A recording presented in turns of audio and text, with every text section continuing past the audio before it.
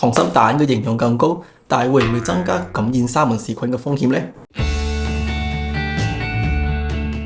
正如我上一條影片提過，溏心蛋的確更有營養，但係有啲人會擔心食用半熟嘅蛋會增加感染沙門氏菌嘅機會。首先，流心蛋黃比過熟嘅蛋黃營養高幾多呢？雖然煮熟嘅雞蛋可以令到佢嘅蛋白質更容易被人體吸收，但亦會損失雞蛋嘅營養素，維他命 A、D、E、K 同埋一啲抗氧化，例如類胡蘿蔔素、葉黃素同埋玉米黃素，對腦部好嘅卵磷脂同埋膽固醇，呢樣嘢係好 common 嘅，因為大部分食物經過高溫長時間煮食之後，某些營養素都會減少，所以既然食得雞蛋，就梗係想吸收更多營養素啦。咁點樣可以保持蛋黃流心之餘，又減低食物中毒嘅風險呢？沙門氏菌點樣沾染雞蛋、蛋殼？當雞生蛋或者蛋接觸到雞屎嘅時候，沙門氏菌可能會沾染到蛋殼表面。其實蛋黃同蛋白冇接觸外界之前係完全無菌嘅。如果打蛋嘅時候，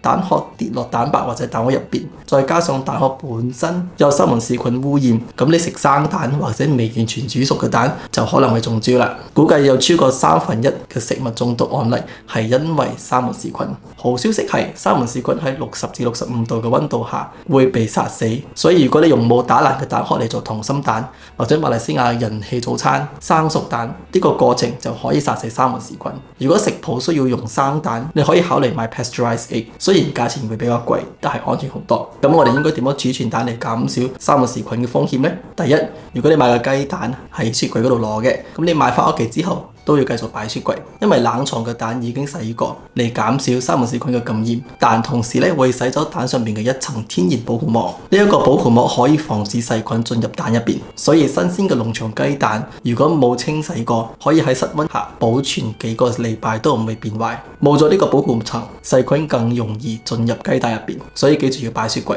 另外，冷藏過嘅蛋如果擺出嚟室溫會出汗，呢啲水珠咧會容易滋生細菌，同埋可以作為細菌進入蛋嘅途徑。第二，如果買翻嚟嘅蛋係已經擺喺室溫嘅，你可以選擇唔擺雪櫃，盡快食晒佢。但係如果你選擇擺雪櫃，就冇將佢攞翻出嚟擺，因為凍咗再轉翻室溫，雞蛋同樣會出汗，令細菌更容易進入。仲有一樣嘢要留意，正如頭先提過，如果連殼煮溏心蛋或者生熟蛋，因為超過65度嘅水可以有效殺死沙門氏菌，呢種煮法安全過流心太陽蛋或者滑蛋炒飯。因為呢啲煮法呢，雞蛋係煮之前已經打開過，所以記住煮好咗之後要盡快食晒佢。萬一蛋殼上面真係有沙門氏菌，然後感染到蛋，煮嘅時候又殺唔晒啲菌嘅話呢，咁樣沙門氏菌喺室溫下會繁殖得好快。香港有啲食物中毒嘅個案顯示，懷疑係滑蛋煮後長時間擺喺室溫，又冇加熱過就上菜，所以煮好咗嘅流心太陽蛋或者滑蛋就記得盡快食晒佢啦。如果你中意食茶葉蛋嘅話，但係又聽過茶葉蛋難消化或者會導致貧血嘅傳言，想知道係唔係真嘅呢？就記住睇埋呢個影片啦。多謝支持，我哋喺下個 video 見啦，拜拜。